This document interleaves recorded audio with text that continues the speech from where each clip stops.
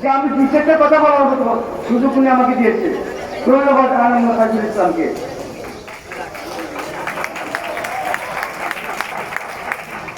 আমি চাই এই সরকার হাতিয়া সদল হোক। আমি চাই ওর ফাঁসি হোক। আমি চাই ওবায়দুল কাদেরের ফাঁসি হোক, আসাদুজ্জামান কামালের ফাঁসি হোক, হাসান মাহমুদের ফাঁসি হোক, হাসান নকিরের ফাঁসি হোক, যারা আওয়ামী লীগে জড়িত আছে তাদের ফাঁসি হোক। আমি আজকে রাজপথে বলতেছি তাদের ফাঁসি হোক। ফাঁসি ফাঁসি ফাঁসি চাই, ফাঁসি চাই, ফাঁসি ফাঁসি ফাঁসি চাই, ফাঁসি চাই, ফাঁসি ফাঁসি ফাঁসি চাই, ফাঁসি চাই, ফাঁসি ফাঁসি ফাঁসি চাই, হাসান মাহমুদের ফাঁসি চাই। এই বলে আমি আমার বক্তব্য শেষ করলাম। আসসালামু আলাইকুম ওয়া রাহমাতুল্লাহ।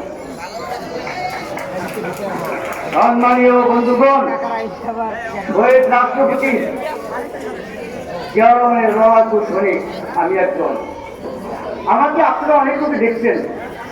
আমি শহীদ পার করে আমি অনেক আন্দোলনে মেধামেশা দিচ্ছিলাম।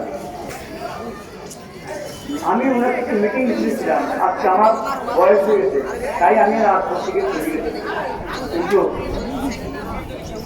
এখনো শরীর যাই নাই, এখনো শক্তি আছে, ইনশাল্লাহ বল আছে। এখনো রাজপথে নামিয়া আমি কথা বলতে পারি, আমি এখনো বাথরুম দিতে পারি, বক্তব্য দিতে পারি। দেখবেন আপনার আমার বক্তব্য জিয়া